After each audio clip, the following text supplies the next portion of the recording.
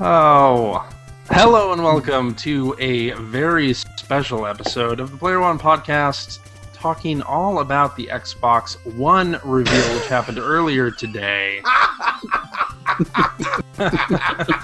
That's Tuesday, May 21st, 2013. I'm your host, Chris Johnson, yes. Joining me tonight are two of my Player One co-hosts, Mr. Greg Seward and How's it going? Theobald. Hello. You gonna stop with your racing game there, Greg? I'm playing on my Xbox 2. I'm very excited about our new rebranding of our show.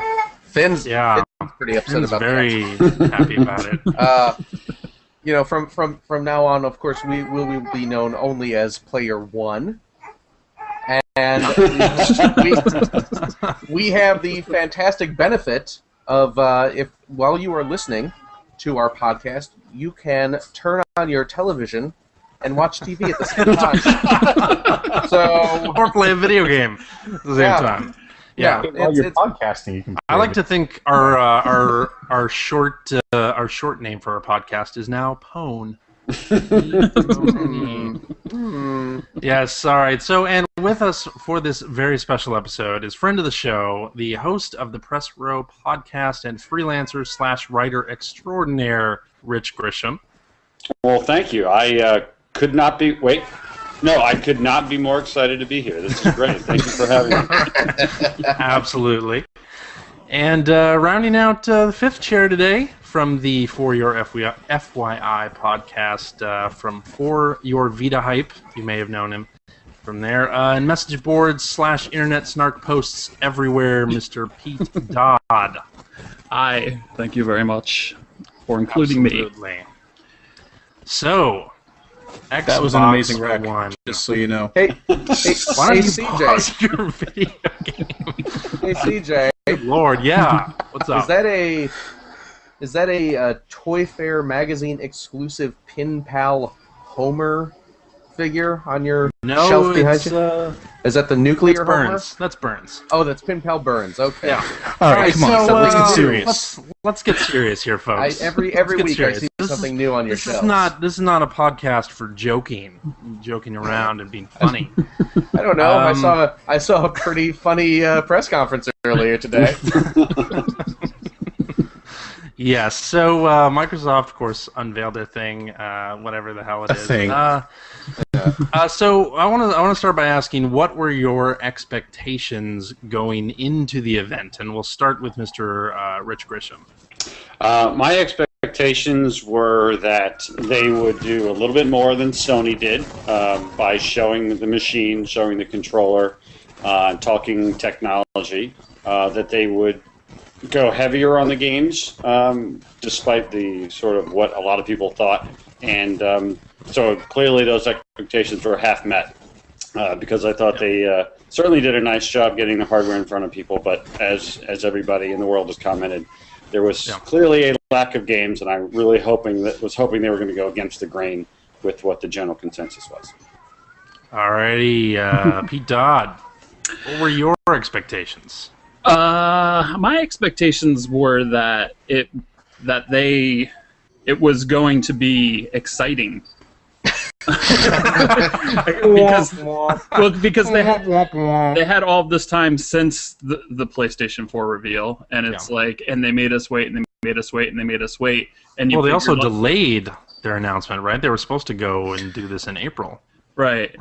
So I thought it was going to be perfect. Like, I thought it was just going to be like, we have this, we have this, we have this, and just all and when it wasn't that, it was awesome. Yes, indeed. All right, Phil. Yes. Expectations for this event. Did you have any? Well, I expected. Okay, well, I'm going to say this. I hoped to see some really cool games. Yeah. I expected a lot of, here's how it functions as an entertainment device, and here's a bunch of Kinect crap. So, All right. Accomplished, I guess. Mission accomplished. Expectations met. Yeah. All right, Greg. I'm pretty much in the same boat as Phil. I expected to hear a lot about services. I expected to hear a lot about how it was going to be a set-top box, and got exactly what I expected. Yeah. I guess so.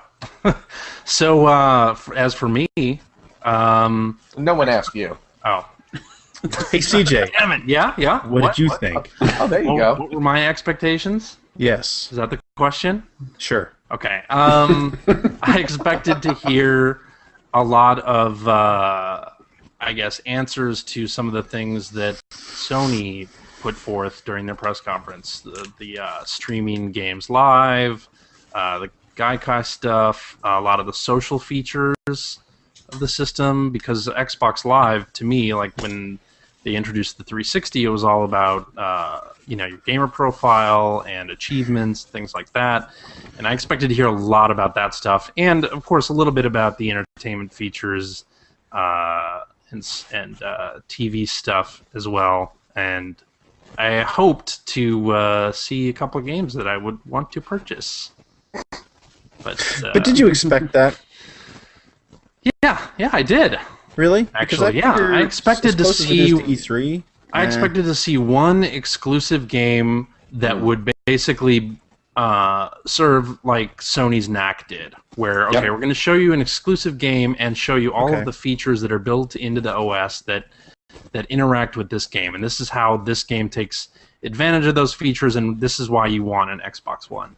Yeah, I thought the same thing. I thought that there was going to be something that would really appeal to the base gamer, something exciting, because they paid attention, you would assume they paid attention to all of the feedback about the Sony press conference and not doing that. That was definitely a surprise to me. Yeah. I figured, too, that they would benefit from lowered expectations, because every rumor in the past 3 months has been negative. So almost like Sarah Palin in the 2008 vice presidential debates, like if you just get up on stage and you don't fall down, it's like a victory. But they somehow they went in with lowered expectations and still came out even lower. Yes. So I thought it started off pretty strong, actually. The little montage video there that they had going with various game developers and Steven Spielberg. And some of the folks from the original Xbox team as well, Ed Freeze and Jay Ed Freeze was on that up, video, which was great. Yeah. It was surprising and a pleasant surprise. I thought, all right, this is Microsoft embracing their heritage and their games platform at the very core, and this is going to be a really good show. That was my reaction in the first 3 minutes, and then. You have Dan Matrick get on stage and Don Matrick, whatever. I don't pay that. Then he introduces the console, as being an all-in-one thing, and it's this press conference started very differently than Sony. Not not hiding the box. They showed it first thing. Here's the box. Here's the controller. Here's the Kinect. And I thought that was interesting. I thought that was good to just start it off. Right there, show the whole thing. Great. What did you guys think of that? I agree. And what do you think of the name Xbox One?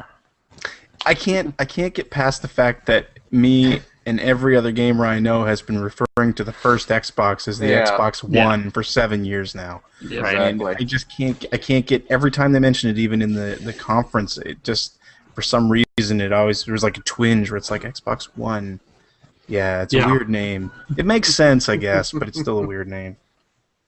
I think it's an interesting name. I think it speaks to the fact that the notion of a machine as opposed to a platform is sort of changing, right? I would imagine that as Xbox One matures, there will be less and less about the hardware and more about the cloud and the services and the interconnectivity of all the different parts, because it's running Windows 8, right? So they've got that tied to their Surface tablet, which ties to their PCs, and I think that name, while I don't particularly like the name, I think it certainly makes sense from that standpoint. Yeah. So, anybody have any comments on the controller? The redesigned pad. I think it looks great. Yeah. Personally, I think it does too. They did. I'm glad they got rid of the little battery bump at the back, and I love the idea of force feedback in the triggers. That's fantastic. Yeah, speaking that's of someone who the spends one, a lot of time playing racing games. That's one of the features that I'm really interested in seeing how developers utilize that. I would have liked to see an explanation of the two buttons on the face, the two new buttons. Well, it's like a menu. It's a menu one is and obviously a menu button or something. But it would have been nice to have that explained either way. Yeah. And it's a sexy controller too. Yeah, it is a sexy controller. You know, like when they showed it, I was impressed. Unlike the box, which I'm sure. What do you think of the Betamax player that is the Xbox One? Did you see the picture of it with people standing next to it? Like when you can actually see the size of it, it is massive. Really? It is absolutely massive. I'd really like to get. I actually the width. I think the width of it's only a little bit wider than a 360. It's about 2 controllers wide, and I think it's actually supposed to be a little more squat than a 360. But the depth looks insane. Yeah. It looks like a really deep console, which worries me a little bit. But honestly, I like it. I like the box. You like the box. I do. I know that I get all the VCR jokes and I agree with it, but at the same time, I've been dying for consoles to stop putting silly curves and edges and all that crap all over them and just fit into my entertainment center. Yes. And that's one of the things I liked about the Wii. It's one of the things I like about the Wii U. The Wii U is great for that. Exactly. Well, and here's the thing, though, right? With new console design, it seems like everything's getting smaller. Everything's going to sort of disappear from your entertainment center, so you don't even know that something is hooked up to it. Now you have this black monstrosity with vents all over the place. Like, it really kind of feels like we've gone backwards a little bit. Well, it does have, like, a half a terabyte hard drive, for example, and a whole bunch of HDMI inputs and outputs. I mean, this thing sounds like it's pretty packed to the gills. I don't know how small they could possibly make it and have it have the power that it's going to have. Yeah, all those ports on the back are definitely one of the reasons why it's so big. I mean, you've got the HDMI in and out, the optical audio, the IR, the IR blaster, the network cable, the 2 USB ports, and then one on the side. I mean, that's definitely where a lot of that space is coming from. Yeah. But I see what you're saying, CJ, and I agree to a point, and that's one of the things that worries me, especially with my entertainment center. I don't want it to have to sit on top of everything because it's too big to fit into the shelf. But at the same time, I like the sensibility of doing the simple black box that just slides into my entertainment center, rather than, like, I mean, looking back even on the most recent generation, like the PS3 with its ridiculous curves over the top, and the 360 as well. Like they still look like toys, and I really feel like we're beyond that. Yeah, so we got some tweets. I'm just going to read some while we're going through some of this stuff. Hacker alias Big Spud. For the superficial question, what do you think of the physical unit? Looks bland as hell to me, no character. Love it. Which it actually looks very similar to because I have a TiVo HD as my DVR. It looks exactly like that box. It's almost like you want it to just blend in with the background and almost not be noticeable, right? Because I just turn around and look. My entertainment center is black. I'm going to have to probably pull out my massive fat launch day PS3 to put that thing in there, and it'll be almost invisible in that thing. That's true. And then let's see. Hacker alias X-Ray 2526 said, as I said in a previous tweet, why in 2013 does the Xbox One have to be the size of a 1985 VCR? Yeah, it looks. I can't say anything about that. Phil, what do you think of the box? I think it's big and ugly. It's stupid. Yeah.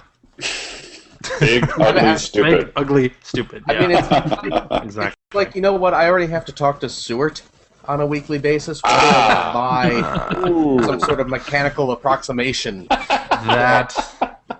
Wow. So simple and elegant is the phrase I would. So we're having baby meltdowns here, by the way, in case you missed it. So if I suddenly disappear, that's why. Thank you for muting yourself. You know what? Just mute yourself, buddy. Okay. No, that's not that. So as Rich was saying, it has a 500 gigabyte hard drive. It's Blu-ray. Custom hard drive, by the way, in case you were wondering about replacing your hard drive. I mean, of course it is, but it is. Apparently. Is it user replaceable though? Is it something that you No, I'm guessing it's not. There was actually a really good article on Wired right after the press conference was over that went through a lot of little details like that, and one of the things they mentioned in that was that the hard drive is custom. Now, it's a 500 gigabyte drive, but all of your stuff is saved in the cloud. So as well, is that only for the installation of the games that they have such a large hard drive? And I'm guessing saving the video that you can share out, which they really glossed over fast. Yeah, they did. They only showed just a little bit of it, and they didn't have any answer to Sony's whole streaming thing. It's just like, oh yeah, you can cut together some game footage and do something with it. They didn't even specify anything else. Anything else about it. I think the reason for that is because that feature is probably going to go the way of Velocity Girls' custom skateboards. Really? I was thinking it had more to do with, like, Pete, you mentioned earlier about they had so long to react to Sony's press conference. That kind of felt like something they might have added after the fact. Yeah. Oh. Yeah, maybe we should do that same thing, too. Yeah. And just mention it as a bullet point, but not actually flesh out any details. Yeah. So this thing is going to have a Blu-ray drive, too. Yay. Don't forget that. Yeah. So was it smart of Microsoft to do this event so close to E3?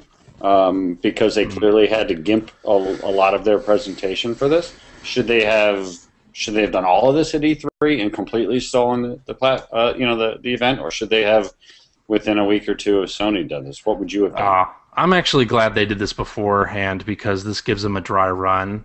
This will hopefully show them what the audience thinks of this presentation, so that they can.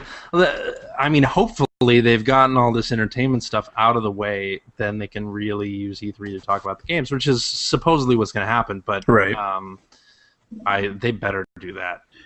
I feel like E3 is going to be where they show us whether they completely have their heads in the sand and they don't hear or care what everyone's saying about it, or they show that they're reacting and they're like, oh, here's the games, and the used thing isn't as bad as you guys thought, and where they really sort of soften some of the blows. Well, the other thing that it's interesting, we're like 20 days away from E3. 21 or something, 21 days. So all of the footage that they showed of the games all looked like pre-rendered bullshot stuff, right? Yeah. This did not look like we were looking at gameplay from any of the stuff that they showed.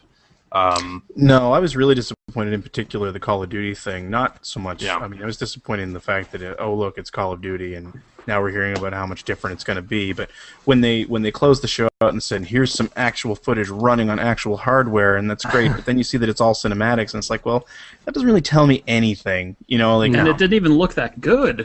No, it didn't. Do cinematics, I mean, that's the weird thing about Forza as well. I mean, Forza was clearly bull shots, and Drive Club 3 months earlier was clearly bull shots. But Drive Club's bull shots look so much better than Forza's did. Right. It's like if you're gonna fake it, do a better job.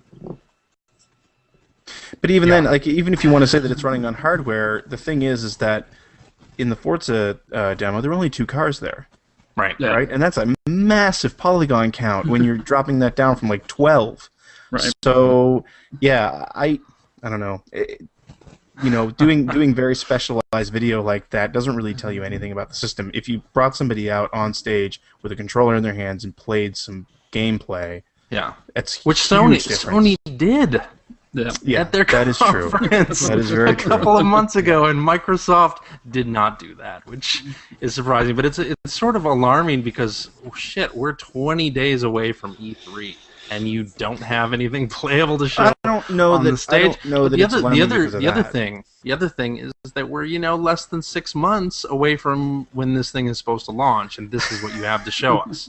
Like, look back at some of the system announcements of the past where they've, the E3 before, they've not shown any gameplay and it's all been trailers. Well, the systems in those cases, like I think the PS3 got delayed a year because of that. No, but I don't think you need to read too much in. I don't think you can read that much into the fact that they didn't show any games. It was obviously part of a plan. They're only 20 days away from E3.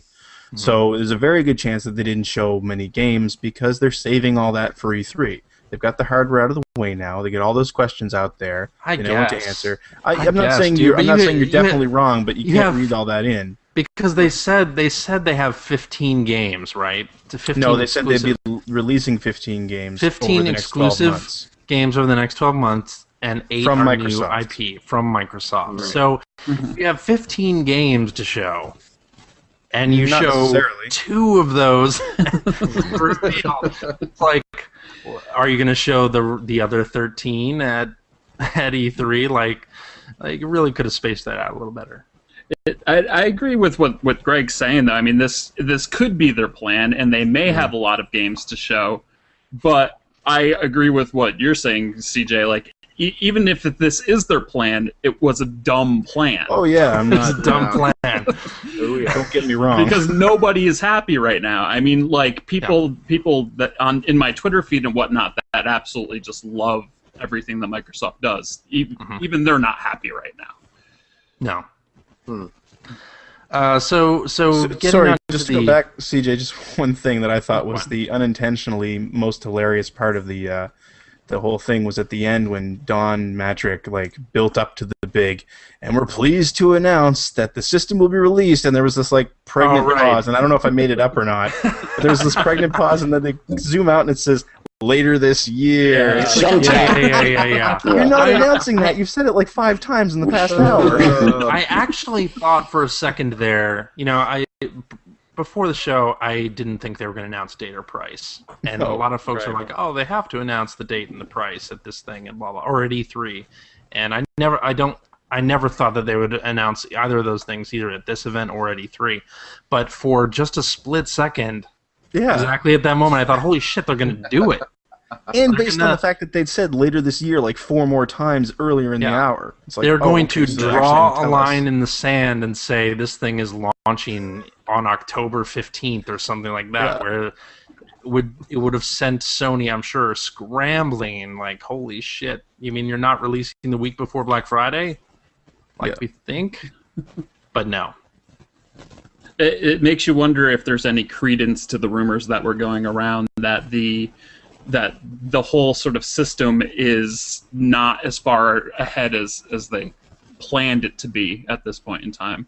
I know that whoever that Microsoft blogger is that was actually wrong about a lot of things. He said that Alumaroom, or however it's pronounced, was going to be here. He had said that. Yeah, he had said that Microsoft was about 6 months behind, and with what they showed today, that's a possibility. It didn't seem possible to me before today, but I think that's one of the reasons, frankly, that EA Sports had such a center stage, because they could clearly demonstrate. Look, there's for sports gamers in particular, this is the system for you, and look, EA is up here, so you can at least have some sense that all right, when this thing hits, there's going to be some strong third-party support. Yeah. And actually, they focused a lot of the announcements that they made today around sports in general. Yeah. A lot of the TV stuff was, look, you can bring up your fantasy league, and then they had the EA Sports announcements where here's 4 games that we know you're gonna love, and then later, we're in a partnership with the NFL.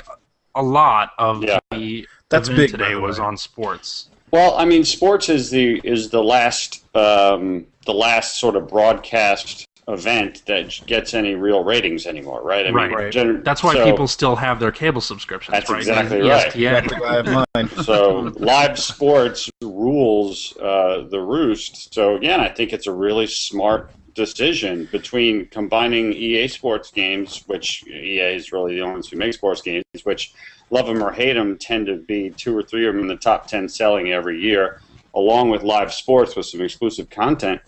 That could absolutely drive sales towards Microsoft and away from Sony for a certain segment of the gamer market. Not to mention the stuff that they were talking about as far as the interactive viewing experience is pretty much tailor-made for live broadcast, live sports in particular. I mean, when you think back to when they talked about Smart Glass, their example was Game of Thrones, and it's like, if I want to go to Wikipedia, blah, blah, blah, and it's like, yeah, but I can go to Wikipedia on my iPhone whenever I feel like it. Well, that's the other question that I have. So all of those smart TV features that they showed today, how many people are going to want their fantasy football stuff up on the TV when they probably have their iPad in their lap and could easily scroll through that stuff? Would much rather see it update in real time and be able to see it on my television. I really like the idea. Yeah, fantasy football players, the less devices they can have and still follow it, I have a feeling that they'll like that too. That's the key thing for me too. I gotta say, as much as if I'm watching a movie and I'm like, who else is it? See, but that's the difference. What's the cast of character? Like, who else? What other movie has Estelle Getty been in? But that's the difference. That's exactly the thing I'm talking about. You mean you don't know that off the top of your head? Come on. No, I'm watching exactly Stop or My Mom Will Shoot, and I really want to find out what other How movie many episodes of Golden Girls was she in? I don't want to see that on the TV screen because I'd be afraid that my wife would see that I'm looking up Estelle Getty, her filmography, and want a divorce suddenly. Xbox Estelle Getty Rule 34. I loved the example of watching Star Trek and then apparently, hey, it's one of the big action scenes in the 2009 Star Trek. I think it was 2009. Yeah. You know what? I want to watch the trailer for the other Star Trek movie right in the middle of this big action scene. You know what? Let's just do both of those at once. But that's I'm going to watch the rest of this movie about. while I'm waiting for a matchmaking game in Halo, whatever. They're trying. You know what? You don't like that? Well, that's okay. You know how long it can take to get into those games. I know, right? If they're like the old Max Headroom TV series. Look at it this way, CJ. If they're going to dedicate 300,000 servers, I'm sure it'll be slow as balls. Think of it this way. Think of it this way. You're about to play whatever the latest baby game is that you and Phil are playing together. Hey. And you've set up an online game, and you're sitting there waiting for Phil to show up at 9, which means he won't be there till 9:15. Rather than having to change everything around and change your inputs, you can go watch TV for 15 minutes, and the Xbox is going to tell you when Phil shows up late. Hey, Greg. Yeah. Can you hear this? Oh, wow. Yeah, but I'm serious. I know we want to shit all over this stuff, but I honestly think that there was a lot of stuff on there today that, from a convenience point of view, was actually really nice. Yeah, perhaps. Well, the other thing that's interesting is they don't know exactly how people are going to use this stuff, right? You're going to have hits and misses. I think Pete had an interesting tweet where he said Microsoft is basically banking on people putting down their iPads, and he doesn't think anyone's going to do that. I think some people will. I think some people won't. But I think the way that this machine operates in 2 years is going to be vastly different from how it operates at launch as they figure out what people like, what they don't like, how people are using it, and more importantly, how people are not using the stuff that they have. Well, sure, and some of these features it may be like Nintendo TV, where they aren't ready for launch. Oh God, it is possible. Nintendo TV is terrible. Let's keep our expectations in check. TV is awful. Yeah. So I'm going to do some more tweets in here. Hacker alias Jerkface Killa asks, what would you find more valuable, TV that lets you search subscription services or the one which lets you search live TV? Doesn't it let you do both? It might. I don't. They didn't show that on this. TV But came with a remote control that lets me search for TV. Why do I need another box to do that? Well, what are you talking about? That's another good question. I mean, part of it too is when at least for myself, I haven't watched live TV in a long ass time. Me neither. The only thing I watch live ever is sports, and that is it.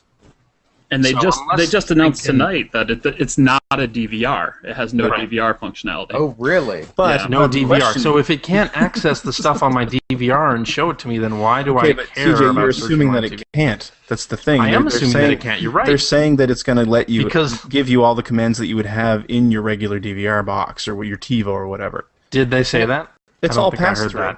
It's all pass through. Can I download torrents? Because that's really important. System seller is. Actually, to me, that's something that I wish somebody would start talking about as far as these two consoles go. Is can I stream things off my network easily?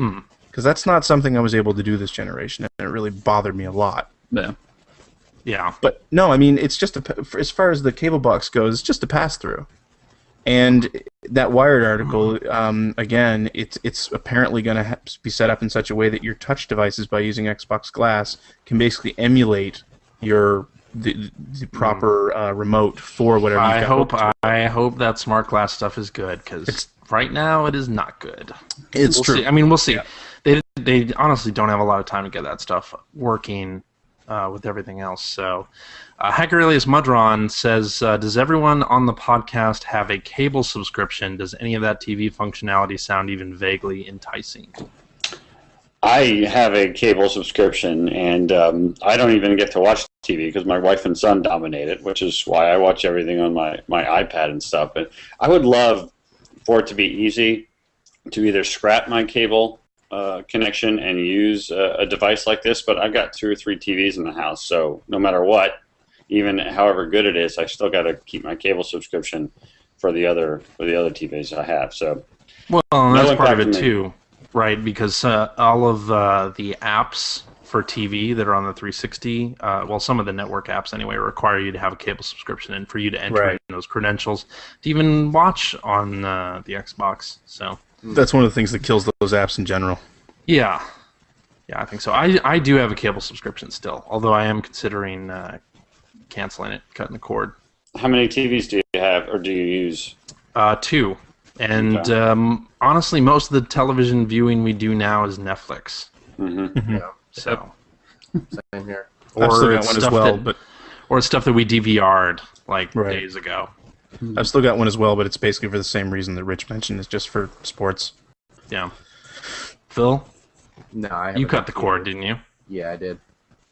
Have you felt any pressure to reconnect? No. No.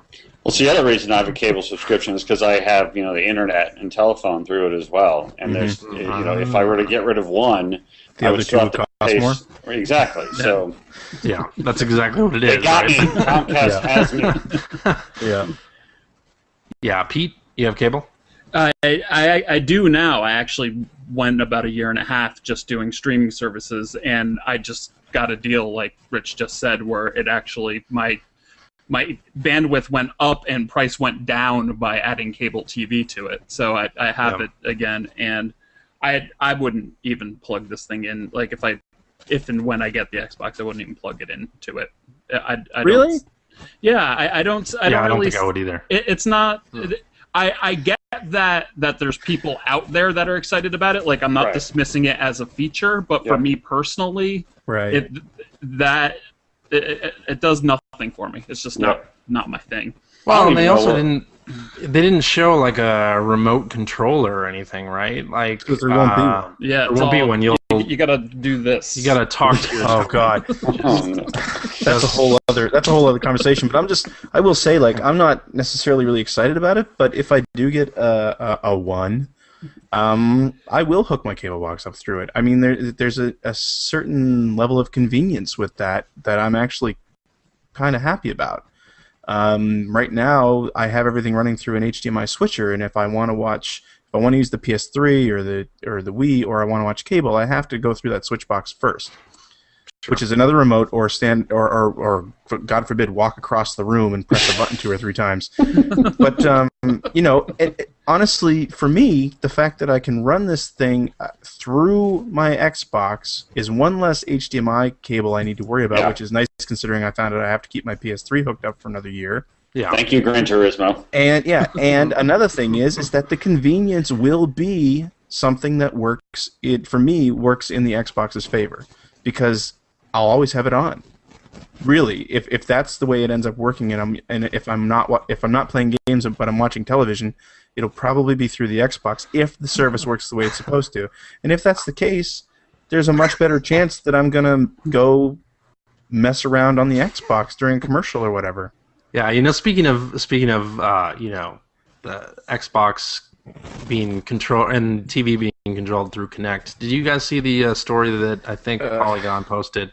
So people who were watching the stream on their Xbox with their Kinect hooked up during the presentation, whenever they said Xbox, the thing would pause the stream. Yeah.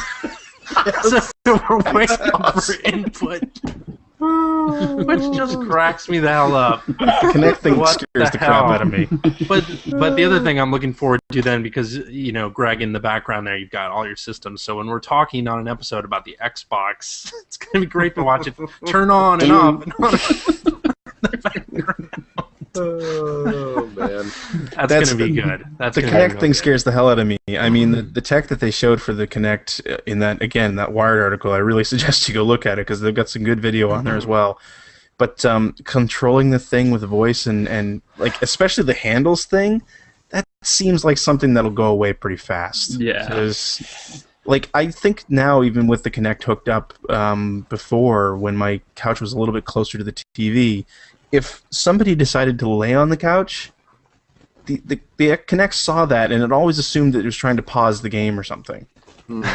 And I just foresee, especially with 3 kids running around, the whole idea of handles and voice command is going to be a bit of a pain in the ass. So let's talk about the Kinect stuff. Then, so it sounds like you have to... It has to buy a Kinect for one thing, and that you have to hook it up to even use the system. It has to be on. Yep. Yeah, I have every device possible. I got iPads and Surfaces and every video game console, and I have successfully navigated this entire generation without a Kinect. And Me too. I'm not happy about the fact that I will have to have one, and I can't just turn it off. Yeah. I don't like anything sort of forced upon me, and I'm not a motion control guy. I'm just not. People who love motion control, that's fantastic. It's just not for me. Sure. So that is definitely a big negative in my perspective. Well, here's the other thing: is that it's going to constantly be listening, right? Because the system is set up so that it can wake up immediately whenever you say Xbox on. Yeah. So, Mm-hmm. Now here's another thing that I thought maybe I was imagining, sort of like the pregnant pause before the not date. But did it sound like to you guys that every time that Matrix said Xbox home, he was like admonishing it, like Xbox, you're drunk, go home. Yeah. Xbox home. Like, stop yelling at it, man. It's just sitting there. You're never gonna get Randy with the wife in front of the Xbox anymore. I'll tell you that. Well, the other thing, so at a certain watching me right now? I think when Yusuf was demoing some of the media features of it, so he would start it with Xbox, do whatever, and then at a certain point he stopped saying Xbox before his commands, right? Yes. Yeah. So how in a family setting, like let's say you have a lot of people in your living room, how the hell are you going to control what this thing is doing or have it not misinterpret something somebody else says like a second later? Like, it just really opens itself up to a lot of problems. Yep, absolutely. That's the thing that worries. That's the thing that worries me. I mean, it has the current one has enough problems with the Kinect voice commands, but and now you're gonna have to have it. You're gonna have to have it hooked up. And like I say, 3 kids running around. Yeah, I was gonna say I have a soon-to-be 6-year-old, and I guarantee you that he will be delighted by all of the things he can make. Oh God, yeah. There may be more domestic abuse also when a smart-ass kid decides to change the game on his dad, like in the bottom of the 9th inning.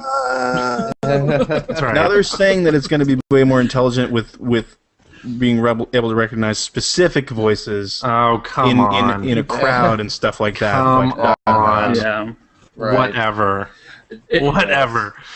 Having just watched the Xbox 360 reveal because of you, CJ, because you had posted it and you were tweeting about it as if you were watching it live, and I started watching it at the same time.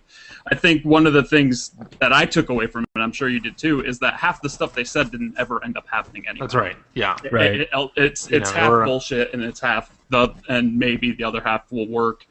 And what the 360 is now is really nothing like what they talked about then. Right. But I think that speaks to what Rich said earlier too, right? They were back then they were guessing at what it would be, but once it got out there and they saw how people used it, they sort of adjusted the way it worked. Well, but they had a lot of big worse. ideas there, right? Mm-hmm. Like user-generated content that just never ended up happening, Right. for whatever reason. But that was the vision of the whole console. And it's important to have a vision, and I think it's also important to understand that they don't know exactly how everything is going to come out final. Mm-hmm. The good thing for them is that they don't need to. Not now. You can release hardware, and half the stuff can be there, and half the stuff can be coming later, and you can constantly make updates. I mean, it's how the games industry is now anyway.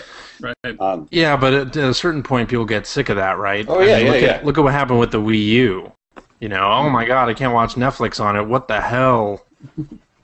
Yeah, no, I'm not saying it's a good thing, but it's it is the way that it is right now. And I mean, good.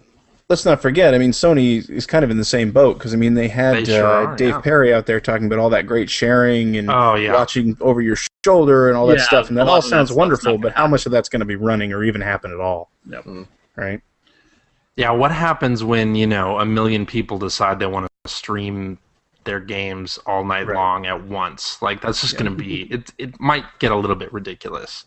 Yeah, maybe. But so let's do some more tweets here. Hacker alias Oak Stout. Before with the Kinect you needed a lot of room for the camera to work, but with Xbox One will they make that distance shorter? Yes. This is actually something they talked about in the tech Q&A. And they also again in that Wired article. They may have mentioned it in the regular presentation as well. You can stand as close as 3 feet from the thing, and it'll still recognize you. Oh, really? Right? Yeah, I mean, just as a point of example, having worked on a Kinect game, Baller Beats, one of the big things that we had a problem with, which was honestly one of the silliest problems, is that we were making a basketball game, but unfortunately, where it was doing full body tracking, you had to pretty much stand as far back as you could as far as the Kinect's range was. And if you stepped any closer, the Kinect couldn't see you bouncing the ball and see your head at the same time. And that was with an average-sized person.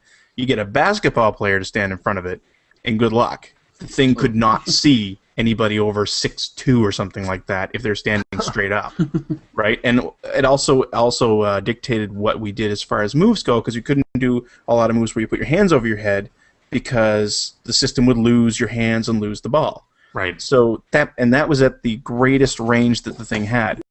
What they said in the Wired article today was they had someone who was 6'4", who stood, I think, 3 feet in front of the sensor, and it could still see him head to toe.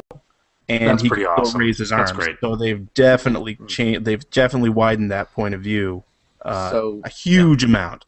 I should be able to get like 4 inches from the device. You should be able to, you should be like right there, and we'll see you. Thank you.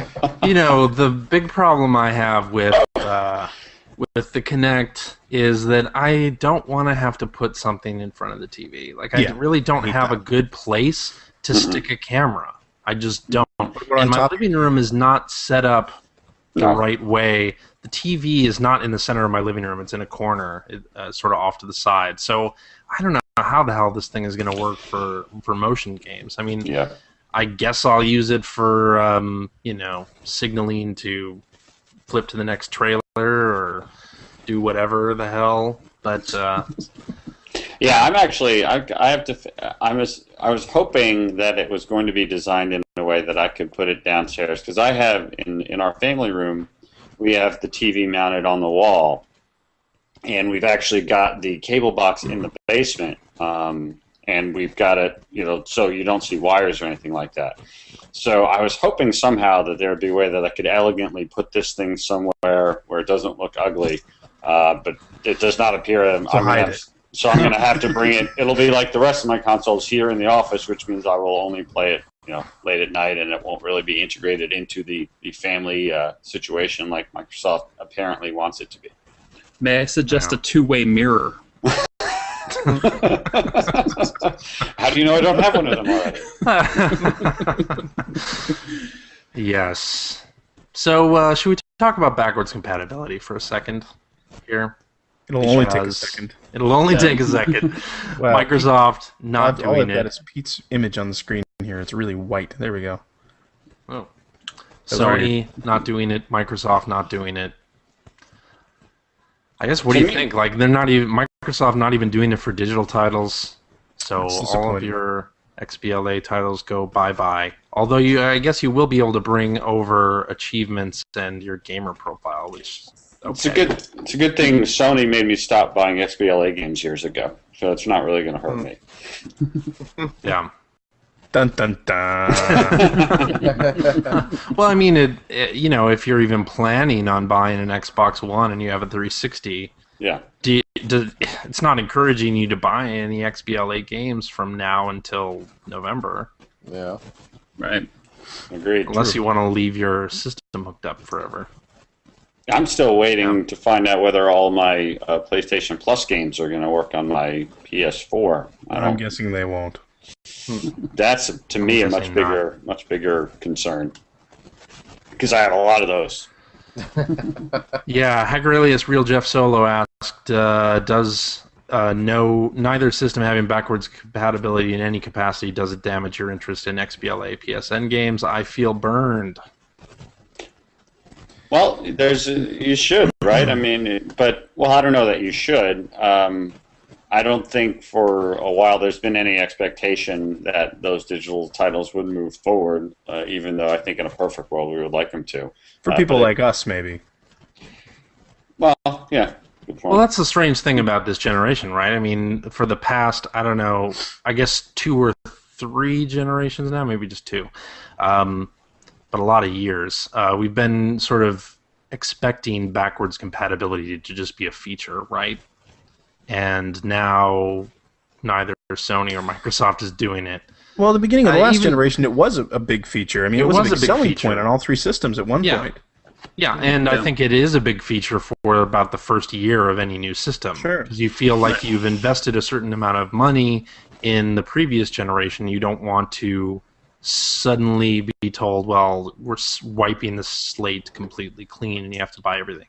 What's interesting is when the last generation launched, from almost the minute I got my PS3 and my 360 was the last time I turned on my PS2 or Xbox. But I don't think that's going to happen this time. I think I can see me being on having both platforms plugged in. So to me, backwards compatibility is not an issue because of that.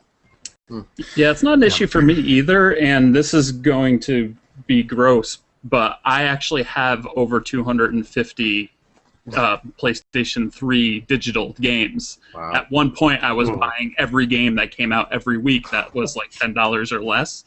And when they first announced it, I was like, oh man, I want those games. And I was like, well, I don't play any of those games now. Right. Why am I going to want? And if I want to play them in 4 years, I can grab the machine out of the closet and whatever. So I got over it really fast, and I assume that Xbox fans will do the same. Mm-hmm. Yeah, I think it's kind of, we're hitting that harsh reality, and we haven't had to deal with it for so long because this generation went for so long, which is when you're buying those digital games, you're not buying them. You're buying the license, and they can revoke that whenever they want. Mm-hmm. And there's never been ever any promise that it was going to carry forward, which from a consumer standpoint sucks. Yeah, but it's pretty much the harsh reality of what this is going to be like going forward, and it's just that now it's all sort of coming into focus based on the fact that we're going to a new generation. Well, this is a good segue for the used games talk, right? Because even though they haven't said outright that this thing won't play used games, they have said that there is a plan in place or whatever, and that they're, in the Wired article, I think they say that there will be a fee. Been confirmed there's a fee. Yeah. There's some sort of fee if you've bought a used copy of a game. It's linked to your, it has to be installed, and it's linked to your live account. Right. Wow. So goodbye, borrowing a game from a friend or lending something out or renting from Redbox. That stuff sounds like it's going to go away.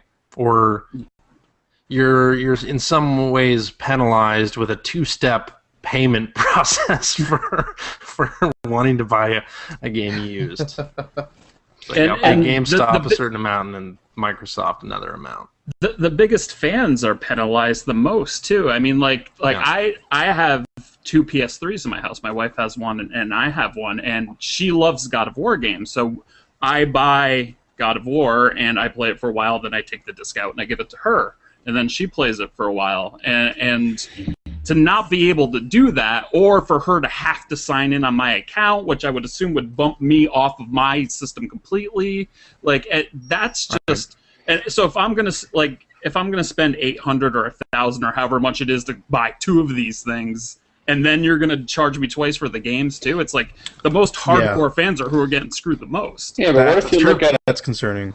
But on the other side, I have a couple of I have an iPhone, my wife has an iPhone, I have a couple of iPads, and I all share the same accounts. When I buy something, it's on all of them right away. To me, this is actually something that can work out nicely. If I've got the situation like you have, Pete, where I have 2 of these machines in my house, if they're signed up to the same account, I can just instantly, in theory, I don't know that this is the case, I can be upstairs, I can be playing a game, I can stop, save it, turn it off, go downstairs, pick it up, and keep playing again. To me, some of this stuff actually will be really cool.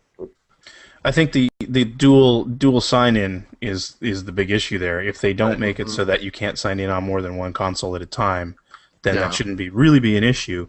But I mean, it's like with iTunes, right? I can have it authorized on up to 5 devices. Maybe they'll have something like that. That's the way they should do it, but then you get the whole game sharing thing that was happening. They're not doing that. Exactly. Game sharing. Just look at how that got gamed. Yep. It's not happening. No. You know what? This isn't entirely without precedence, though. Last week, I went to my local library, and I went to check out a book, but before I could, I had to write a $10 check to HarperCollins and mail that off. So it's sort of the same thing. What's the difference there, really? So, but I think this is part of the growing pains situation between the physical and digital media generation, right? I mean, with music, it was easy because music's cheap and you don't really feel that much of an attachment to it. And with MP3s anyway, you can still give somebody a mix CD, I guess, but. Only if you really like them. With games or mixtape for movies, you. It's like I've spent $70 on this thing, right? And a friend of mine's interested in playing this game. I want to be able to lend it out. There's a disconnect during this transition that is going to be tough for a lot of folks. Greg, you're a video game maker. You probably stand to benefit the most from something like this. From that perspective, what do you think about it? From a business side, it makes perfect sense. And I mean, I thought it was funny because Major Nelson weighed in tonight on the whole idea of killing the used games market. Oh, I'm sure he was critical of it, right? Well, he pointed out, it's pretty funny, he pointed out that there's no restriction on you selling your disc. Oh, right. You've installed it. Yes. But of course, the thing is, what he's not telling you is that they've made it completely valueless at that point. It's like if I wanted to sell my car, a representative from Honda shows up at the sale and also demands some money. It's it's kind of ridiculous. I mean, what it is it's not a good user experience. It's just not. It's not convenient, and I don't know what people are going to think of this thing. And I think there's a lot of people out there like me who purchase new games based off of trading old games in. Like, I know a lot of you guys are collectors, but I do not hold on to discs after I finish a game. I think a lot of people don't. A lot of people don't. Yeah. So hang on to their games. If this used game thing is for real, if the charge is substantial, I'm buying less games now. So it's not necessarily good for Greg. Maybe I skip Greg's game I think because I don't have. This is one of those situations. That's a really good point. This is one of those situations, and the video game industry likes to do this, where they're like, "Oh my God, we are losing $15 billion on piracy each year. Oh my God, like we could be making $15 billion more." No. Assuming that everyone that pirated your game would have bought it otherwise. Yeah. Everybody who pirated your game is not going to buy it otherwise. Like, this is not going to happen. So you're not actually losing $15 billion. Well, yeah, I think, Pete, you made that's an excellent point. Going back to what Rich was asking, yeah, from a certain vantage point, it seems like, well, anybody who wants to play my game has to buy it new or give me some money somehow if they buy used, which goes back to the $10 pass thing, which you notice they canceled that this week. Surprise, surprise. Right. This is why they canceled that. This is why they canceled exactly. But I think you make an excellent point. It's like, well, when I can trade things in and I get special deals at like Best Buy where I can trade 3 and get 1 free, right. That's when you try the sort of lesser games that you don't want to rush out and spend $70 on, say, Azura's Wrath or something like that. Right? Right. But when you can get it based not for free, but by giving them old games that you're not playing anymore, it feels like it's free. It's definitely cheap, and then you end up enjoying a game that you otherwise wouldn't really have tried. And that's a sale they wouldn't have gotten. But what if they do the smart thing and copy Steam and put lots of sales on all the time for That's games what they have to do. Absolutely. They're not currently, right? They're not currently. They're not going to do that. If they're going full digital, that's the only way that I can see that they could dominate. You never know. They might get pressure from the publishers to do exactly that. They won't do it at first, but they will at a certain point if they're going to experience, a Wii U type drought, and suddenly everybody's freaking out, like, "Oh shit, what do we do?" I'll tell you, if Activision sees their Call of Duty market shrinking faster than they expected, and it alarms them, or EA sees their Madden market shrinking faster than they expected, there will be pressure from them to start doing things like what we're just talking about. Or what about other stuff? Like, you can buy last year's Call of Duty for $10 for 30 days. Right? And because then it's like you're buying a used game. You just got to make sure you play. Like, when I rent a movie on Apple, it's good for a couple days and then it explodes or something. The bad thing about that, though, okay, so with these new consoles, you don't have the previous gen's games to fall back on, so you only have these the new games. If you're doing digital sales and but you're basically requiring that your customers have a system already before you can really start marketing to them. But so if they get it to a point where they're so alarmed that they start doing all these sales, they're going to have a problem getting the word out on those, I think. Well, if Pete Dodd where are people going to see those sales? Like, I guess Major Nelson's blog, but I think that's going to be really tough. Well, if Pete Dodd is any indication, if you put a game on sale, he will buy it. Yep. So, I'm sure there are plenty of Pete Dodds out there that will do just that.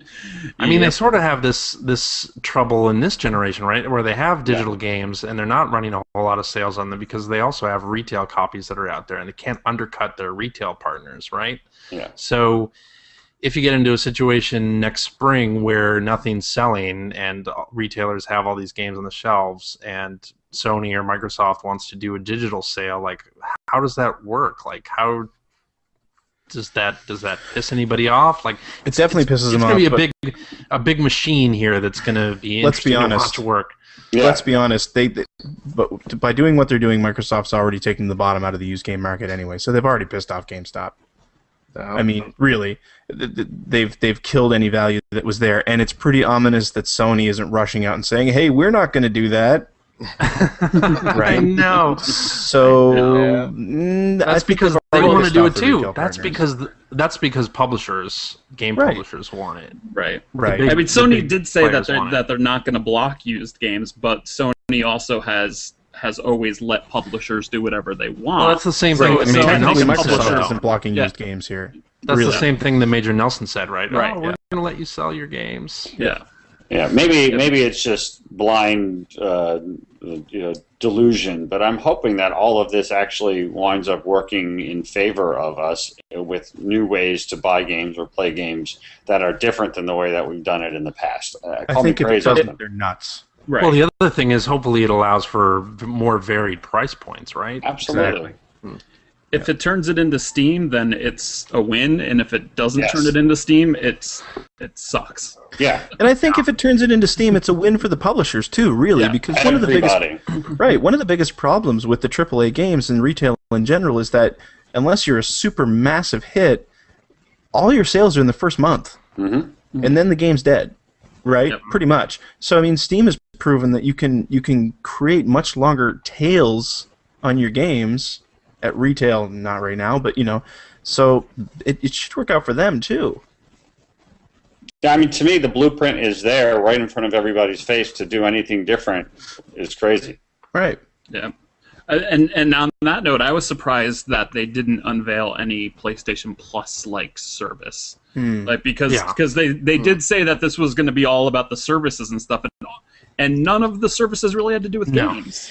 Yeah, but how would you do that, though, right? Because, I mean, the PlayStation Plus service for me is so great because I'm getting free games, but those free games have been out for a while. I don't think you could do anything quite like that. The Instant Game Collection obviously isn't going to be huge on day one, but there are other things to Plus that, the discounts, and then throwing more sort of things in there, and I don't know, just even hinting towards it in the future, like not even like it's going to be at launch, but like, hey, we're looking into subscription services for games, like anything, just throw a bone, but they didn't even mention it. Well, I think they could have lessened the hate on the used game thing by announcing more services for Xbox Live Gold, but I'm thinking along the lines of the full game trials that Sony's been doing. Where there's no such thing as demos anymore, right? Where if you're going towards an all-digital future and you have somebody spending $60 for Live a year, why not allow them to try a game for an hour and decide to buy based off that hour? Like you would get a really good idea of what the first hour of this game is. There's none of this bad demo stuff unless you have a really bad first hour of your game. Yeah, real bad for JRPGs, but I was just gonna say if it's Final Fantasy, then you're done. But you could do something like that, right? Where then that sort of eases the concern about not being able to borrow games from people because you'd still be able to try them, and you would make Xbox Live Gold a little more worth it than it is now. I have a feeling sports games are going to be on their own services in a couple of years anyway, so they maybe. I think certain genres that makes a lot of sense, and I think other genres it doesn't make any, which is why they probably aren't quite ready to just make this grand global announcement. They'll probably do it piecemeal. Yeah. So should we talk about some games? There's like 4 of them to talk about. Four of them. Games? There's a couple. Let's just do some tweets. Let's roll right into this. I just like that the games it's the same thing we see at every new hardware announcement. You get the handful of sports games, you get the racing demo, and then you get the army guys shooting each other. Call of Duty and or Medal of Honor. Yeah. Yeah, I thought that Call of Doggy.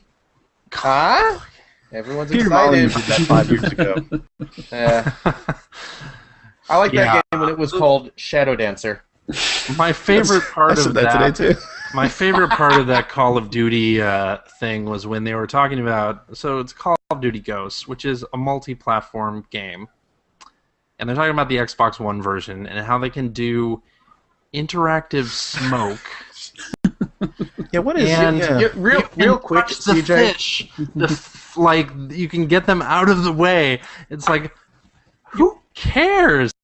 Like I'm not a Call of Duty player, and you're telling me then you just don't understand. Spending time doing interactive smoke, and I can realistically move fish out of the way. Yes. I was like, what the hell? Like, who is this presentation for? Spoken like someone who hasn't seen a fish move out of the way that didn't look real.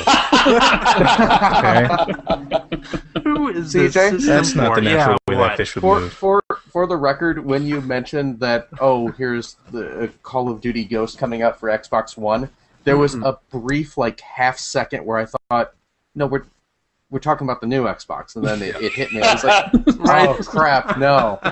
You're having that same problem. Yeah. Yeah, I mean, I was just the whole time thinking, boy, Phil is really enjoying all of these sports and shooters. Just lapping it up. Guns and balls. I need my guns and balls. I said it before, but I think it bears repeating. I can't believe that I'm underwhelmed by cinematics. Yeah. I mean, the whole point of showing cinematics is so they look amazing. And Call of Duty especially, like, it did not even look... It barely looked good, let alone amazing. Well, and that seems to be the catalyst for the whole side-by-side Modern Warfare 3 / Ghosts presentation at the end, which... I can't argue that the Ghost stuff looked more impressive, but yeah, we've definitely gotten to the point where it's diminishing returns on the visuals. Right. Well, I mean, did you see the side by side with the Crysis 3 character models? I mean, there's other stuff from this gen that looks. Call of Duty was never a good looking game this gen. They said it was cutting edge technology. It never. The Call of Duty games run at 60 frames per second. Everything else about it is bland. Well, I guess this generation's games, since we've been in this generation for 8 years, they look pretty damn good now. So maybe that's part of it. Yeah. But you know how you get your game to look really good? You do some live action footage. So it's like, how about these face renderings? Don't they look real? Oh, wait. They're real actors we hired to do this little thing for Quantum Break. That was confusing. Easily the coolest game there. It was really confusing. Yeah, it was a cool announcement for sure. But what the hell? Yeah. I was very disappointed by that because it starts off with the action thing, and I was thinking, oh man, are we finally getting that sequel to Fox Hunt that I've been wanting all these years? Fox Hunt? Wow, could you pick a more obscure full-motion video game than Fox Hunt? That's the first time anyone's even uttered those two words together in regards to video games in like 15 years. There you go. Well, there was a SOCOM 2 map. Sorry. Thank you. That's pretty good. I got to give you that one, Phil. Thank you. But it's like they wanted to go for a Beyond Two Souls type of thing, but they couldn't get the graphics done in time. So Stuart's still giggling about Fox Hunt. I see that little grin. I was waiting for the standard Night Trap or Sewer Shark or Digital Pictures joke somewhere in there, and it was like, okay, Fox Hunt, fair enough. Well, my biggest concern is what voice is Phil going to be able to use out of this? Because pretty much after every one of these, he's got a character, but there's no Milo here. That's true. Yeah. That's true. What was the Tell him Steve Dave? What was her name? Her name? Yeah, the gal who came up. Something Tell him. And I don't know. I just remember their last name was Tell him. Because that was the whole thing. It's like, you tell him. I cracked a quitter joke. Yeah. About how she must get that constantly. yeah. You tell him. Yeah. So they did have some Halo during this historic day of announcements about your new system. They took some time to announce a Halo TV series. Yeah. Very Netflix of them. Yeah. Nancy, Greg, you're a big Halo guy. Any interest from you? Oh yeah, I'll watch it. Did you see the last series of shorts that they did? Those were on Netflix. They're really well done, actually. And I was having a discussion about this with somebody at work, and yeah, it's kind of silly, and you're not announcing the new game, but you're announcing a television series. Wait. Yeah, you're taking the event where you announce your new system to announce a television show. Well, Is it going to be? Is it going to be a true television show? Or is it going to be a show like only available through the Xbox or something? I'm guessing only available. They didn't say. Yeah. I mean, they should have said if it was going to be that way. But the first thing I thought of was Netflix, because aren't they doing one or two Netflix specific shows Amazon as well? I mean, and Amazon is, right. When you consider that this is a set-top box and that they have all these different services, it makes total sense that they're doing that. And the fact that they would show it has everything to do with Steven Spielberg's involvement. It's a chance to see Steven Spielberg on screen talking about how great your new system's going to be. I mean, that's true. Why wouldn't you do that? Right. I just can't imagine. I mean, I'm not a huge Halo fan in the first place, but I can't think of any video game where I want to see stuff like that. Like, I like video games that tell stories, and there are some decent stories, and there was someone in my Twitter feed about a year ago, and I still remember the tweet, but I don't remember who said it, who said basically, if you think Final Fantasy has a good story, you should try reading a fucking book. That was Phil. Phil said that. You know, and I kind of feel that way. It's like, if you think Halo is good sci-fi, you should maybe watch Battlestar Galactica, because it's a lot better than Halo. You could probably stop around season 4, maybe. Yeah, absolutely. There were more than 4 seasons of that show? No, 4 was the final. But it just seems like, I mean, Halo, yeah, cool, you're running around shooting guys, but the story? I'm just looking forward to watching a half hour or an hour of helmets sort of bobbing up and down as voices. Yeah. If it ends up being red versus blue, that would be awesome. Yeah, that's going to get me really involved with the characters. The end credit scene is Steven Spielberg cashing the check and running out of the bank giggling. Still asking, what is this Halo exactly? I'll watch it. For sure. Is it kind of like that Boom Blocks I put my name on a couple years ago? From the producers of Terra Nova. Which was another Steven Spielberg. Was Spielberg tangentially involved with that? Yeah. Okay. Absolutely. Yeah, he was also tangentially involved with the Transformer movies. So that's what you're getting there. Yeah, screw him. What about the Tester? Was Spielberg part of the Tester? Oh, no. I don't know. I believe he animated all of Tiny Toon Adventures by hand, though. So we forgive him. Yeah. All right, so should we start wrapping up here with a couple of tweets? Microsoft already wrapped it up. We've already gone longer than their presentation. Yeah. We've talked about more games than they did. Yeah! All right, Hacker Alias Mighty Ducks. Highlight of the show? A new IP from Remedy, right? Mm-hmm. Yes. Definitely. I think that was the highlight for me. It was a head-scratcher, but yes. Head-scratcher, but hey, Alan Wake, so bring it on. Right. People love Alan Wake. There you go. Yeah. Let me show you. There we go. It's going to play so well on the radio version. Yes. Pokemon reference? I don't really... Gotta catch them all. No. Let me show you them. Let me show you them. All of them. All right, yeah. So we agreed on that? Yeah. Sure. Yeah. Remedy stuff? Great. Yeah. All right. So Rich and I will play a ton of FIFA. Yes. It's not an exciting... It's kind of like Call of Duty. It's like you already know what you're getting. Yep. Right.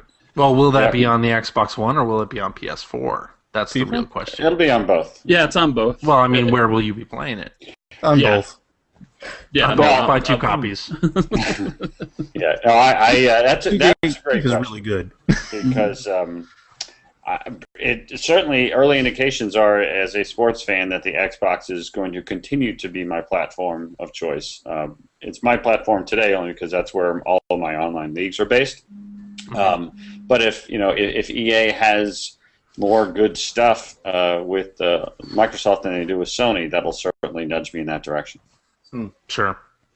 Yeah, I'll be playing on the PlayStation 4 because I can't imagine that I will have enough money or care enough to buy both systems this fall. In other words, Pete's dodging me, and he has been, and he will continue to. Yeah, but after Microsoft's press conference, a lot of third-party publishers came out and announced, some of the big games for the fall are coming to the Xbox One as well, like Assassin's Creed, Thief, Watch Dogs, everything's going to be on everything, right? Pretty much. Yeah, it will be. It will be very interesting to see what the differentiator is. I mean, we know Pete hates Microsoft and loves Sony, so he's going Sony. But your general next generation consumer, what is going to, and everyone will say the games, of course, but so far there's not really a whole lot of info. What will sway people to go in one direction or the other? Very interesting. Yeah, or will they go in any direction at all? Will they do the multi-platform games on the current generation while they sort of wait until there's a clear winner? If you're going to spend $500, and I think Grand Theft Auto 5 throws a big monkey wrench in the plans because lots and lots and lots of people will be like, well, I can play GTA 5 all fall and maybe wait till after Christmas or something. Well, the other thing, GTA 5 comes out in September, and the new machines are not backwards compatible. So if heck, you look at the PlayStation. I mean, Sony's got The Last of Us coming out soon, and then that other one that I can't remember the name of, Beyond. Yeah. Yep. And again, I mean, no one likes sports, but FIFA and Madden are huge sellers, and they come out right before these systems come out too. Yeah, they come out. There's no early NHL August consoles. Price is obvious. I mean, price is always huge, but I think price is going to be really huge, especially with this system, because I don't think that anything they showed were like huge, hashtag game changers. So, but if it's a reasonable price, you go, oh wow, it has all that cool stuff, and it's it's $350. That's awesome. But if it has all that stuff and it's $500 because the tech in the Kinect costs $1 trillion or whatever, then all of a sudden you go, really? I don't know that I want to drop $500 on. Well, is there TV an stuff. Xbox 360 today has a 500 gigabyte hard drive and comes with the Kinect that's $350? I think the highest you can get is like a 320 at this point, right? With Kinect, and even that, except the 360 has a huge library of games. It's close to $300 already. So what the hell are they going to price this thing at? That's the question. The rumor has been $500, which I think is insane. I'm expecting $500. Yeah. I still want to hear if they're going to do a subsidized. They said. Really, you jerking off? I am not.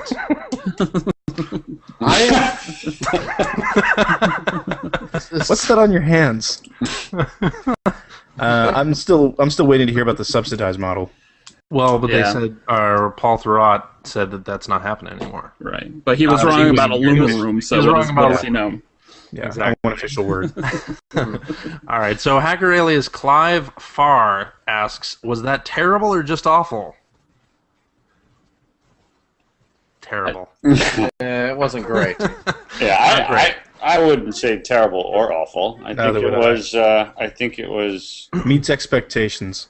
Meets expectations. Very close to doesn't.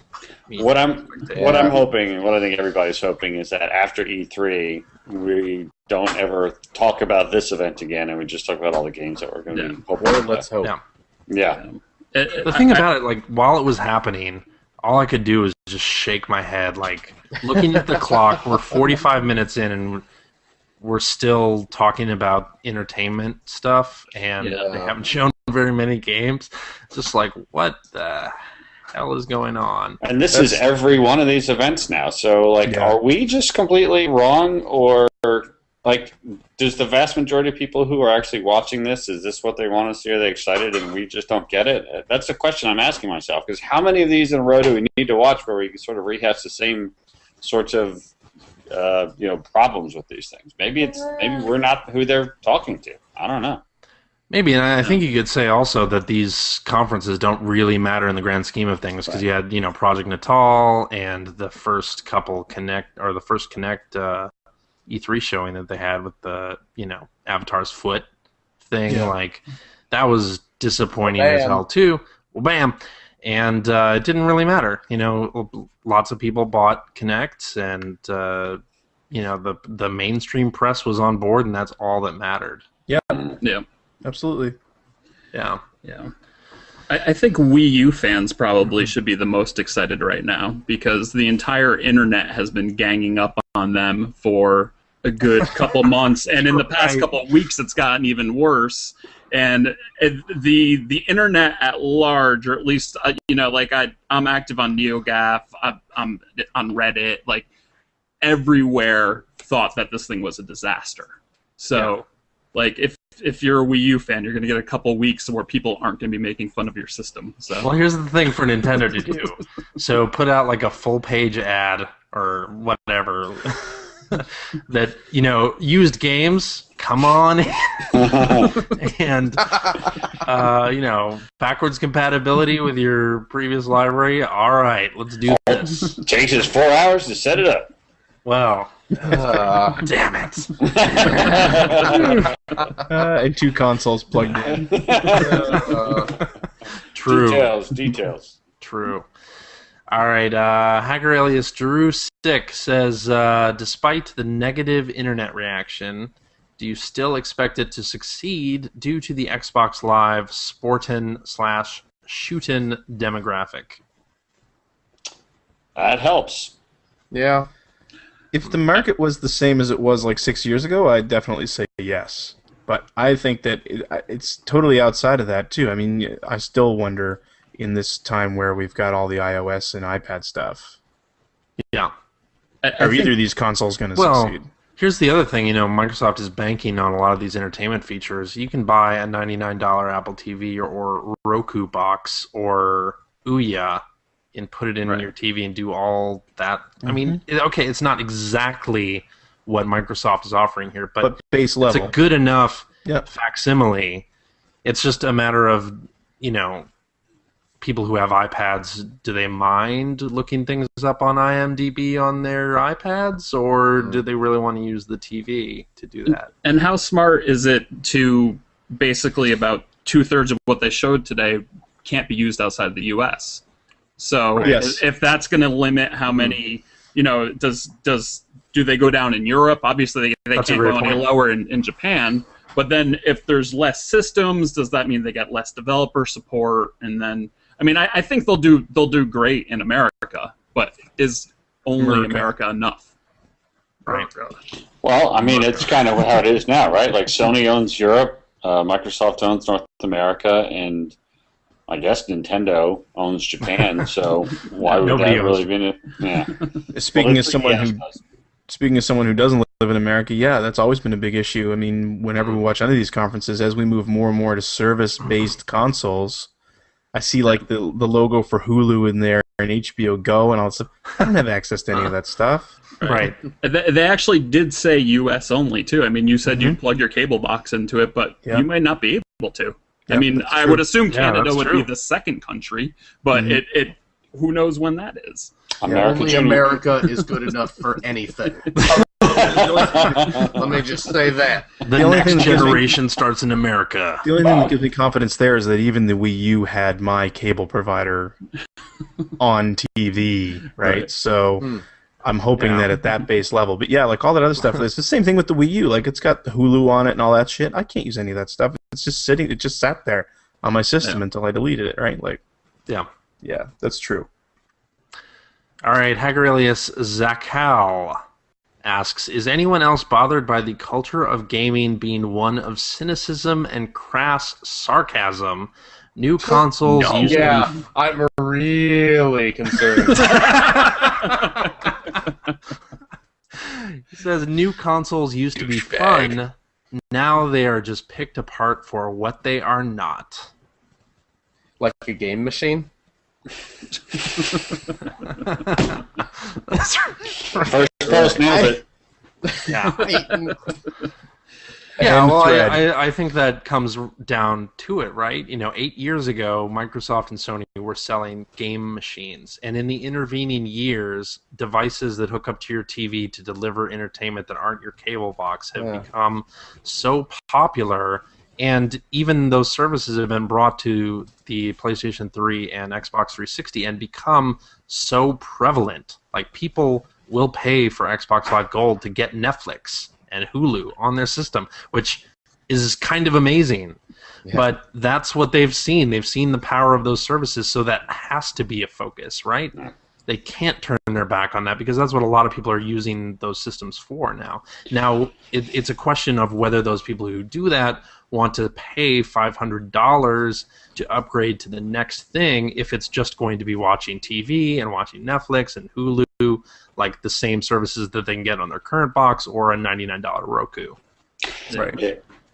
The cynicism thing, I think, is just a product of the fact that we are all on Twitter. And the people who follow the gaming industry tend to just have that sort of attitude about things. I'm always amazed when I'm standing in like the Best Buy games area or the GameStop, though, how many people come in and have no idea about anything that we just take for granted that gamers know. I think the cynicism as at large doesn't exist, but it certainly does in our circle of conversations.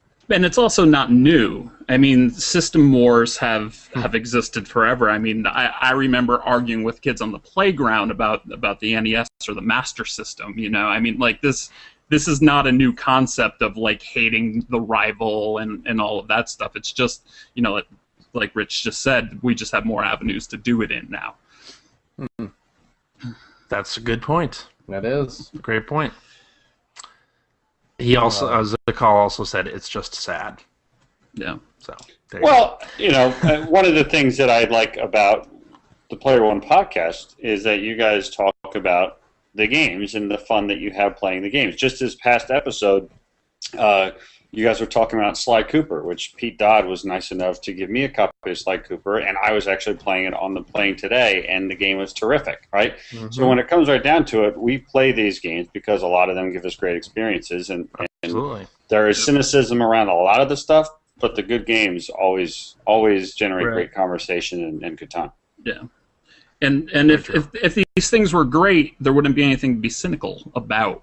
You know, I mean, you can always complain about something, but I feel like consoles used to be a little bit more. It was just like the PlayStation 2 was like, we're just really good at games, and that was enough then. But now there's so many things where what Microsoft showed and what PlayStation showed, you're like, well, I don't know if this has everything that I want or is going to do everything that I want it to do, and you know, there's a reason to be cynical. Yeah, and everybody has their own image of what is the perfect feature for them, right? Right. You know, there are eventually going to be video games on your video game system. Yes. All right, Hacker Alias Bruce Clay 85. Little Bane there, huh?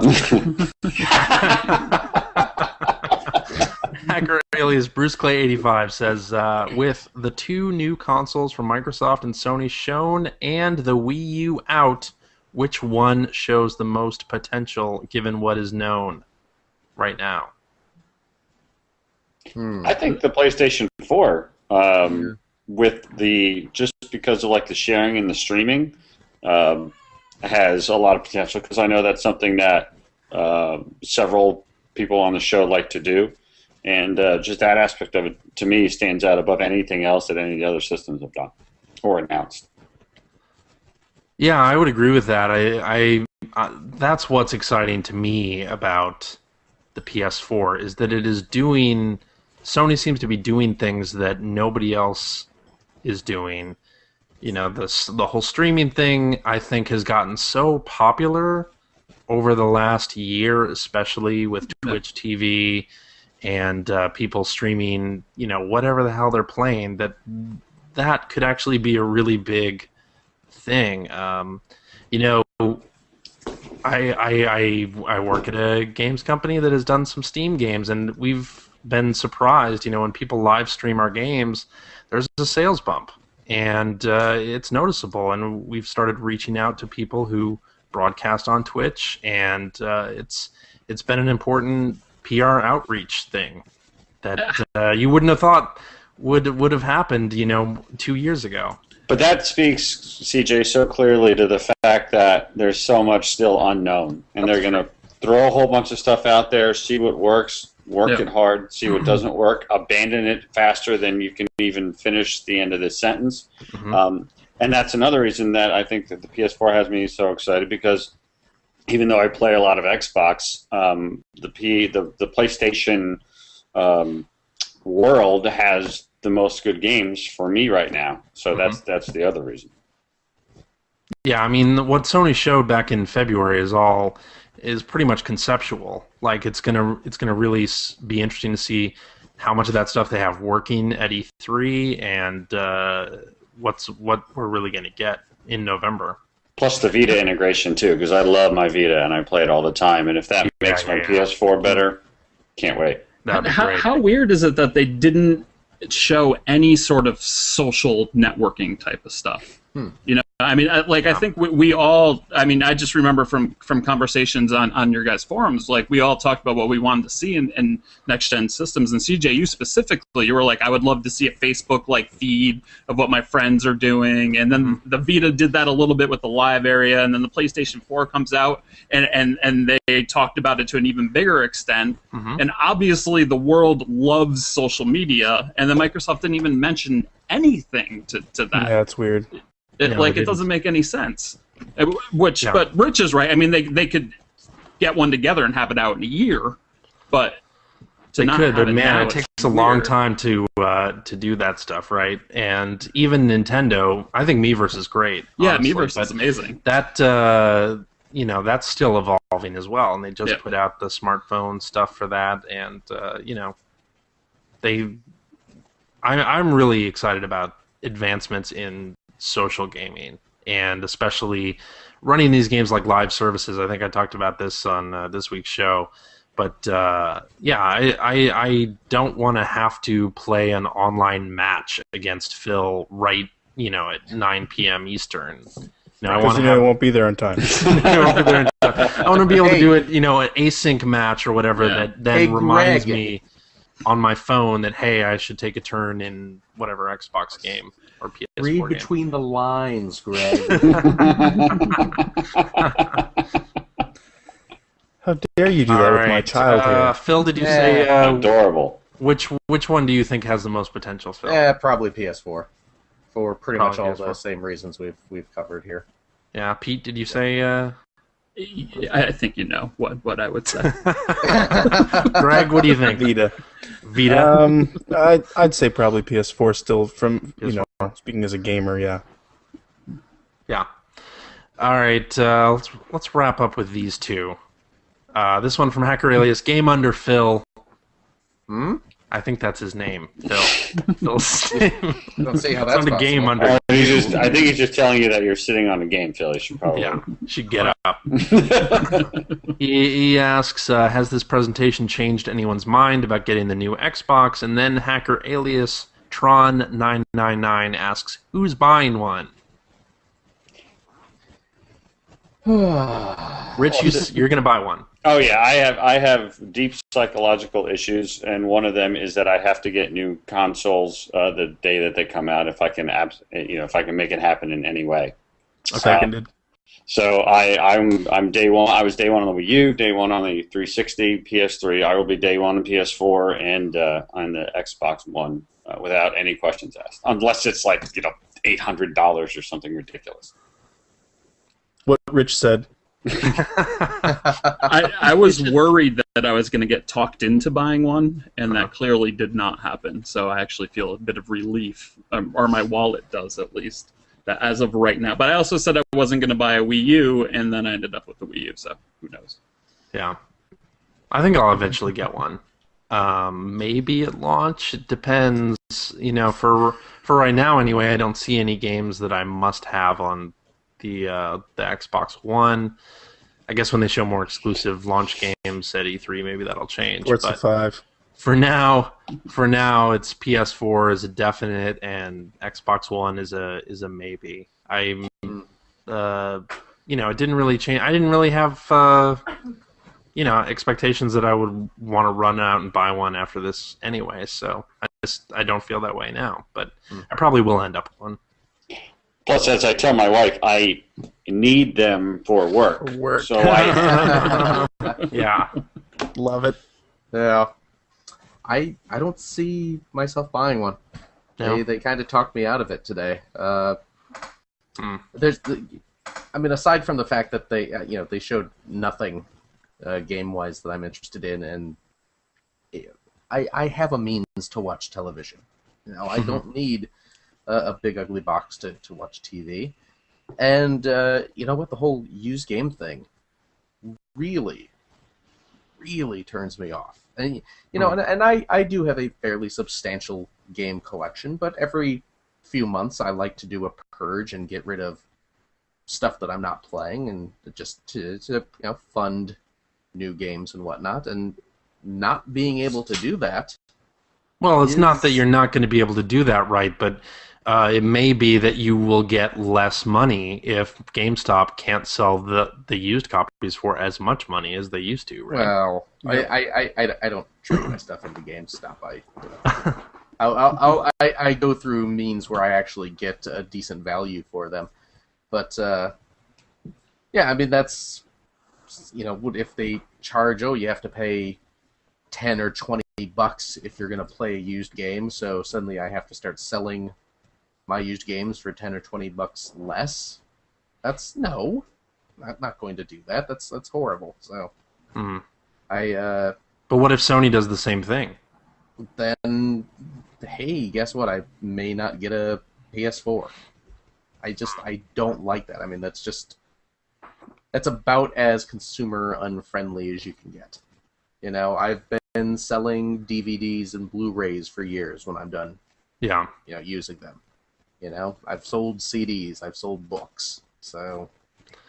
Yeah, what I think they have to do is, instead of trying to curb user behavior by punishing used game sales, they have to try to encourage digital sales and get you invested in, because a digital copy, you can't sell it back, right?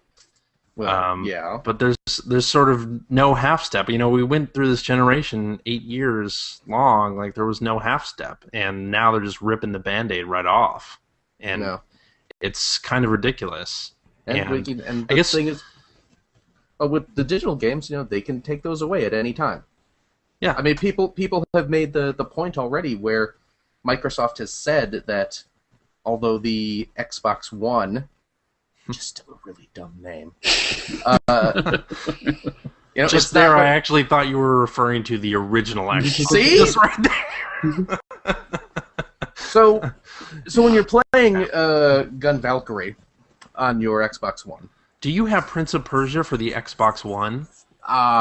We have a couple of them. Yes. Let's just call it the Xbox Wonderful. Let's go through the various options. Microsoft has said that although the Xbox One is not always online, right? You do have to check in online like once a day. Once a day. Yeah. So wait, what? Yes. You didn't hear about that? I did not. Yeah. Apparently, your system does require you to have online access at least once a day. At least once a day. To be continuing to So use. if you do not have an internet connection, you cannot use your Xbox One. Nor can I ever go on vacation? Nope. Not unless your hotel has good Wi-Fi. Wow.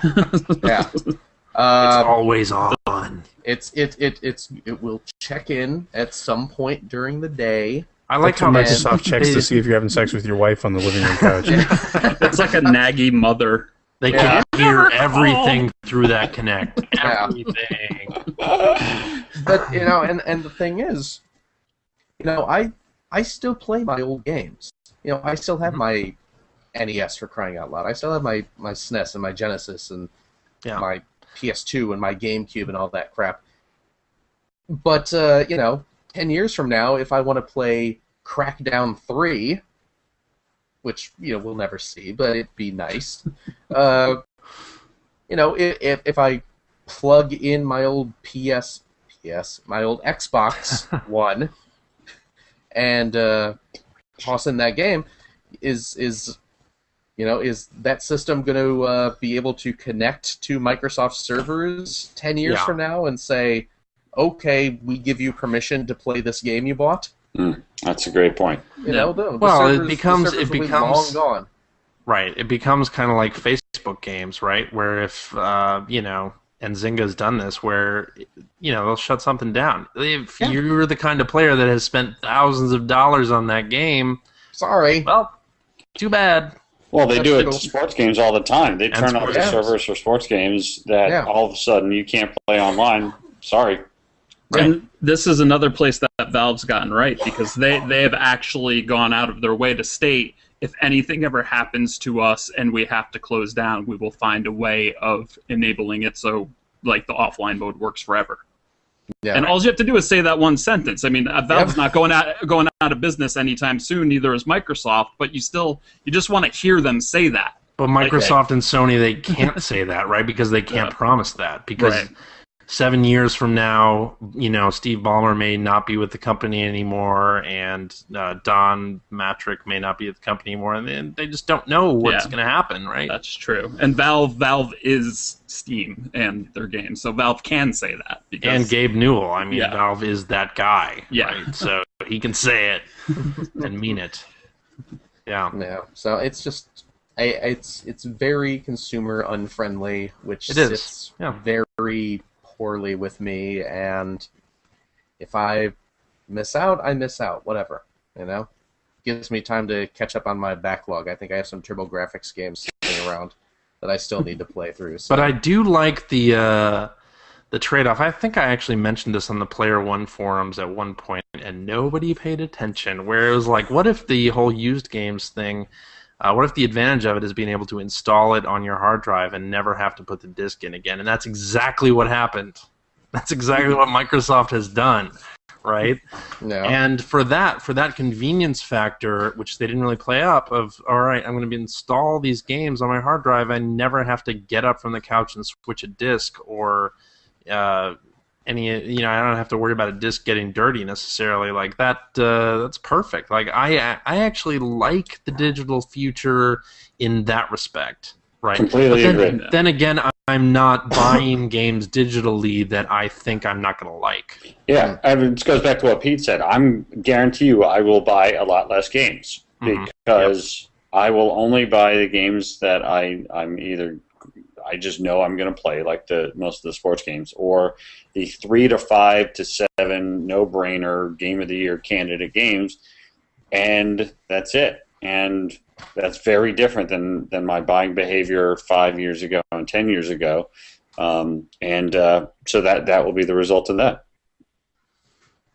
It's actually scary that people are going to have to rely on reviews even more going forward when game reviews have been going downhill really fast over the past 5 or so years, and it's like, or maybe this is where podcasts come in, I mean, absolutely. But it's going to be tough to pull a trigger on things knowing that you can't sell it. I mean, other than the games that I review, that I know each of you read them religiously. Twice. Yes. I get all of my sense of games from really 3 places, and this is not just blowing smoke up everybody. I get it from NeoGaf, I get it from the Player One podcast, and I get it from Pete's show. I mean, you guys talk in depth about games. Well, it keeps changing it all the time. It keeps changing guests. Sometimes it's him. Sometimes it's like 5 people. It's craziness. But I mean, you guys talk in depth about games, and I very rarely now. The other thing is, I rarely have to be a day one guy, so I can wait for a little while. And so I think and I know many people get their game information in different ways now than they did. So to me, once you find a couple of places where you trust the people and you feel like you know them, that's how you're going to make your decisions. Well, here's another question that I don't know the answer to either, but if the price of AAA games is going to keep costing more and more and more to produce them, and we're all sort of in agreement that we're going to be buying less games, how is that a sustainable model? That's why I think you got to look at the Steam model and really start emulating it. That's a good point, because reading some more about the Forza 5 discussion, one of the things they said is that as we approach the Uncanny Valley, we have to start doing things like they're saying that they're going out of their way to do things like rendering scuff marks and sort of aging and fading the paint and all that. Do you know the art budget on something like that would be? Huge. I mean, the art budget on AAA games nowadays is astronomical, and it's just going to get worse. And then you put in exactly what you just said, and it's like it just doesn't add up after a while. Yep. That's going to make the first year of these consoles really tough, right? Because how do you dump millions of dollars into a game that, only a couple million people have the console that'll run it? It's it's going to be huge. It's going to be craziness. And especially new IP. I mean, if you're Activision and you know that you can sell 1 million Call of Duties, and one of your studios comes up with a new IP, do you even bother with it? If at a certain point, I mean, I feel like we got less new IP this generation than last, and it feels like coming into this next one, it's gonna go down even further. What I think we'll end up seeing is a lot of folks using the same engine and doing different games, almost like Far Cry Blood Dragon, right? Yeah. They can try that in a simpler model and only charge $15. And hey, if the market reacts to it, then great, let's make a full game. But if they don't, then we've only spent X amount of money, and we only we use the Frostbite engine or whatever, so it's cheaper to make. And well, especially when you have a game like Far Cry that sold pretty well, you've already pretty much subsidized the creation of something like that. If it doesn't sell, it doesn't really hurt. Yep. Yeah, I think we'll see more games like that. And I think the savior for us, guys like us, it also is our indie games. Totally. Because they will take chances, they will cost less, and they're not going to look as good as Battlefield 7, but otherwise they're going to be awesome, and they're going to cost not nearly as much. I didn't even play indie games a few years ago, and now at least half of the games that I play are of that ilk. I'm exactly the same way. I wouldn't even consider indie games like 4 years ago. Yeah. Well, and what's Microsoft doing with indie games? Shutting down XNA, getting rid of all of their, I don't know if you guys read I forget who did this. Game Informer did a piece about indie games and interviewed the guy who did Retro City Rampage, and just how the relationship went with Microsoft. It just was not a pleasant experience for him at all. Yeah. And you hear that sentiment a lot these days. So when it comes to next gen and we get into spring of next year and all of the indie games become important because your AAA games are few and far between, then where is Microsoft on that? There's actually a thread on NeoGAF today that had a roundup of comments from indie developers, or more major indie developers, like the Phil Fishes of the world, and they were all universally bad. Like, they all were sour on that event. They didn't see anything for their type of game happening on that platform. Obviously, that can change, obviously, but as of right now, that's not a bright spot. But that's exactly where they are today on the current generation. The PlayStation model is all about indies, and it's got amazing indie games, and Microsoft is all about, what did Phil say, bullets and balls. Yep. Yeah. Yes. Yep. I believe it was guns. Guns and balls, right? Guns and balls. But Either way, sounds like a great Saturday night. As the other. All right, so should we wrap this up then? I think we should. Sure. Thank you, everybody, for listening.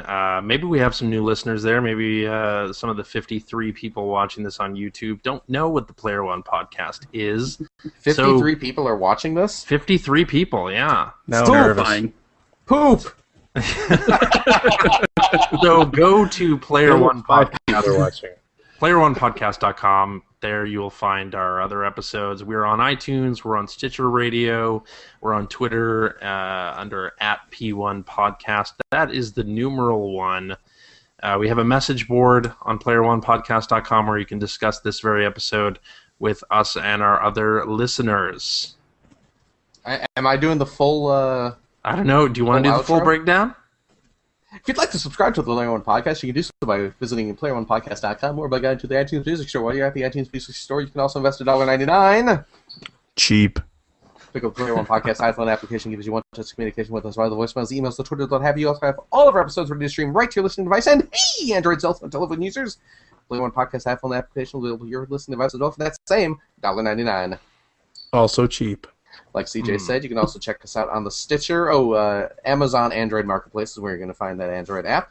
Yeah. And you can check us out live most weeks right here on the YouTubes, just like some of, like 50 plus of you are doing today. Right.